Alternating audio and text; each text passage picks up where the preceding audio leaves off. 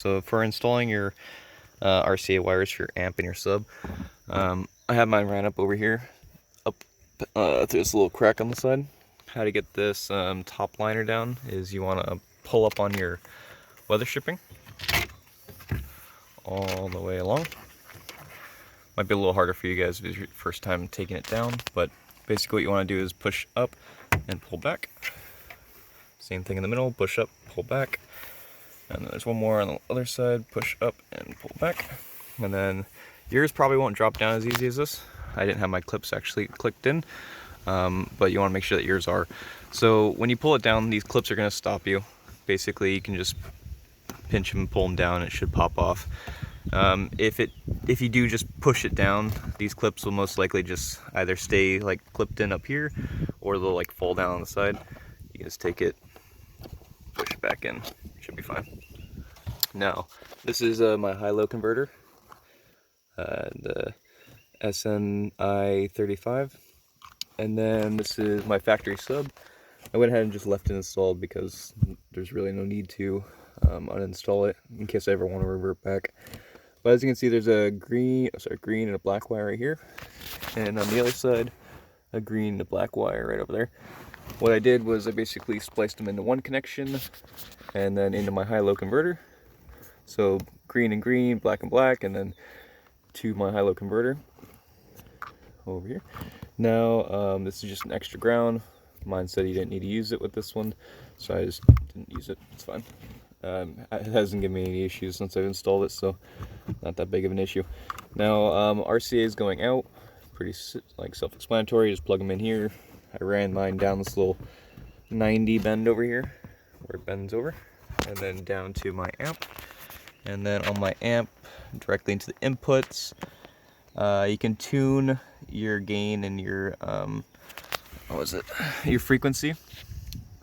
I didn't use my remote switch. It came with one, but I didn't need to.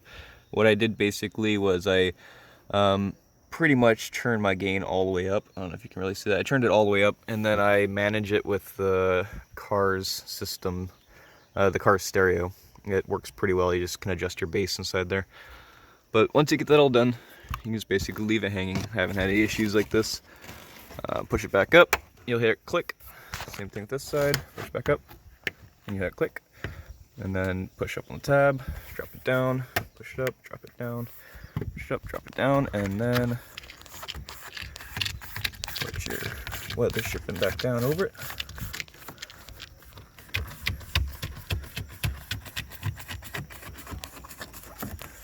And you're done. As for like running the RCAs, for my power wires, the blue one's a signal that I sent up to my fuse box. It turns on when the car does. Black is negative, red is positive. Alright, well, with my sub in the way, I can't really open it all the way, but it's probably not the best way of doing it, but I haven't had any issues with it. I just basically loosen that tensioner bolt right there on the terminal, and then once it got wide enough, just jammed the positive inside there, tighten it back down on top of it, and then it runs back to a inline fuse, like a massive inline fuse that connects over here. It's right in the middle, but it's pretty massive. It has like a glass fuse inside of it, and I've been running it like this for about a year now. I haven't had any issues with it. Plus, got these two massive fuses on top of the amp anyway, so I'm not really worried about it. As for the negative, I basically just unscrewed that bolt. I have a ground on a ring, and then I basically put the ring down, put the bolt back through it. Like I said, haven't had any issues with it. That works just fine. Alright, so I actually ran my wiring up my center console through the dash, and then over here. Can't really tell. It looks like completely factory, but pop it open. You will see these blue and red wire. Those are fuse hops, so they basically have two fuses. So one is the factory fuse, the other is an inline fuse, so it doesn't, if this shorts in any way, it'll pop this fuse, but then leave the factory fuse still working.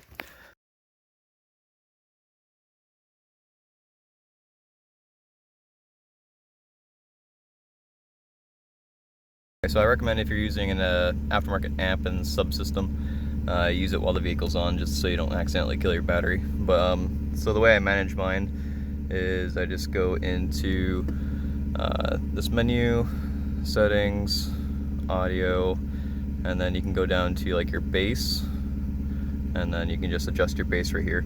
I got 2 10s running in the back right now, so I don't really need an excessive amount of bass, but it does pretty decent.